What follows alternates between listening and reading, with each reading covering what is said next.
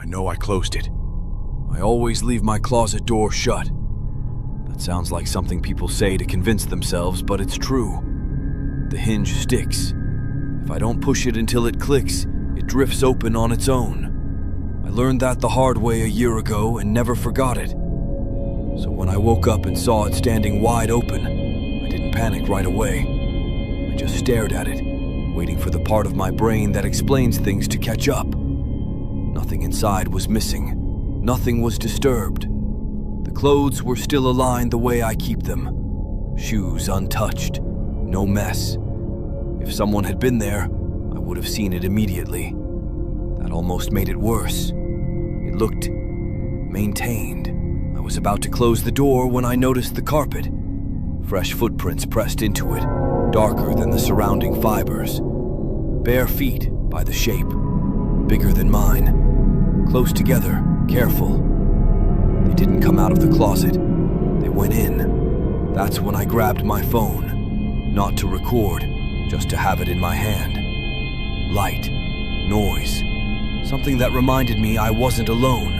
I said hello out loud, half joking, half testing myself.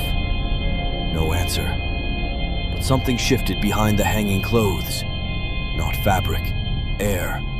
A slow, controlled exhale, like whoever or whatever was back there didn't want to be heard. I didn't run. That part surprises people when I tell them. But when fear hits too fast, your body locks up. Instead, I reached forward and pulled the clothes aside. There was no wall. The closet went back farther than it should have, opening into a narrow space that bent slightly to the left, just enough that I couldn't see the end of it. Same paint as my room, but uneven, layered, like it had been repainted over decades. The footprints continued inside, and something was standing there.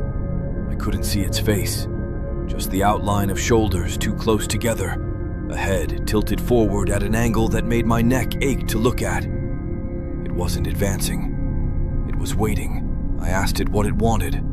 My voice cracked, which pissed me off more than it should have.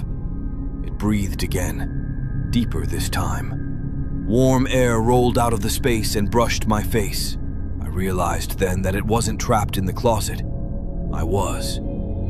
That's when I did the only thing that made sense. I slammed the door shut and leaned into it with my full weight. The impact rattled the frame, and something on the other side slammed back. Not violently, but insistently, like a test.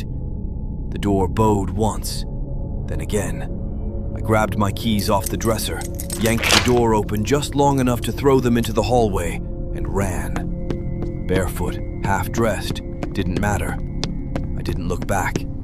I didn't hear footsteps either, which scared me more than if I had. I didn't stop until I reached my car. I stayed with a friend that night, told them everything. They laughed at first, then stopped when they saw how serious I was. In the morning, I went back with them. The closet was normal, wall intact, no depth, no footprints, no warmth. But on the inside of the door frame were old scratches, vertical and layered, sanded over and painted again and again. And on the carpet, just inside the closet, were two flattened impressions, facing outward. I moved out a week later. I still close closet doors without thinking, still listen for breathing in quiet rooms. And sometimes when I wake up in unfamiliar places, I check the floor first, just to make sure nothing followed me out.